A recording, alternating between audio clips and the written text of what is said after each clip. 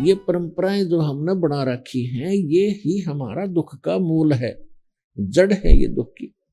ब्याह शादी में लोग दिखावा ड्रामा करना, नाचना गाना, डीजे बजाना, कोई बात है ये? हमने बहुत से देखा, पहले दिन डीजे बजा रहे हैं, लड़के का विवाह है, धरती तोल रखी, अगले दिन वो दूल्हा ही मर जाता है दुर्घटना के अंदर। अब टक्कर मार कर रो रहे हो, अब बजाओ डीजे। तो ऐसे गंदे लोक में, और हम ये ऐसी परंपराएं बनाकर अपना जीवन नाश कर रहे हैं। दहेज लेते हैं, लोग दिखावा देते हैं, तो ये नहीं करना चाहिए हम, क्योंकि सारा जीवन कमाते रहते हैं, फिर उठाकर ब्याह और कोठी पर लगा देते हैं। तो हमने सिंपल मकान जो भगवान अलाउड करे उतना ही बनाओ, चाहे छांड अपनी झोंपड़ी डाल लो, दया करता है भगवान तो मकान बना लो, आपकी व्यवस्था है तो। एक झोंपड़ी भी अच्छे ढंग की बनाई हुई उतना ही काम करेगी जो आपके महल करेंगे। और आजकल के पक्के मकानों से झोंपड़ी जो डाली जाती थी वो गर्मी सर्दी दोनों से प्रोटेक्ट करा करती थी। आज एसी भी ना काम करे तो वो करा करती थी। तो जैसा भी है, देश काल परिस्थिति जो बदल गई है, तो हम कैसे भी मकान बना कर रहे हैं, लेकिन भगवान की भूल ना पड़े और इन परंपराओं को कम करें, ताकि जैसे कि आज के हमारी रिवाज बन गई है, बेटी को हमने दुश्मन बना लिया गलत परंपराएं करके।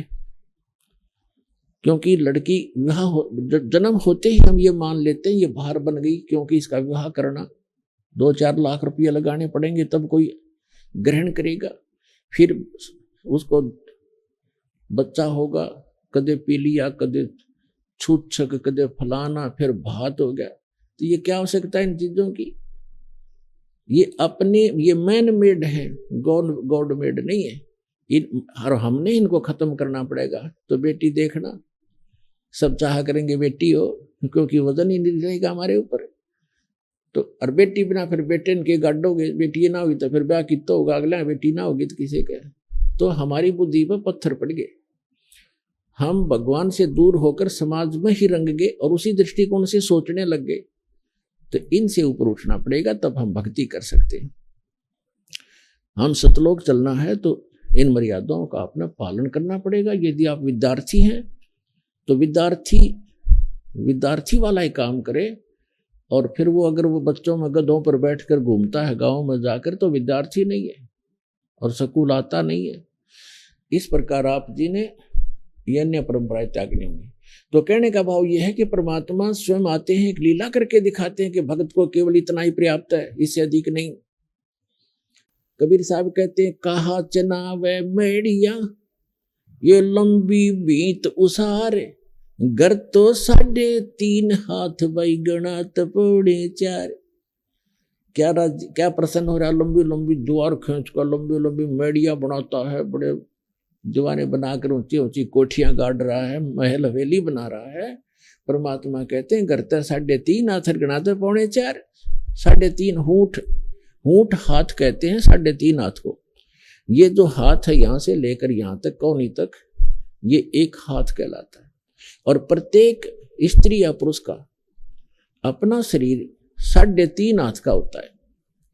ये 3 तो पूरे और आधा इतना होता है। परमात्मा कहते हैं, आप चाहे 4 मंजिल की कोठी बना रखिए और 20-20 कमरे कक्ष हैं, एक चारपाई पे इतने स्थान पर सोओगे आप, किसी कोने में कहीं डाल लेना। तो ये बाकी बकवाद किस लिए कर रखी है?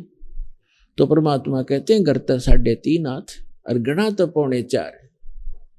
कहने का भाव ये नहीं है कति आपके 3.5 हाथ बना लो, यानी आवश्यकता से अधिक बनाने की कोई आवश्यकता नहीं, वो हमारी मूर्खता होगी। आवश्यकता अनुसार मकान बनाओ, 2 कमरे हैं, 3 चाहिए, 4 चाहिए, अपने परिवार अनुसार, या एक में ही काम चलता है तो क्यों डले डोए बेमतलब के। भक्ति उद्देश्य रखे और भक्ति में बाधा करे, उस वस्तु और उस रिवाज को तुरंत त्याग दे, परंपरा को।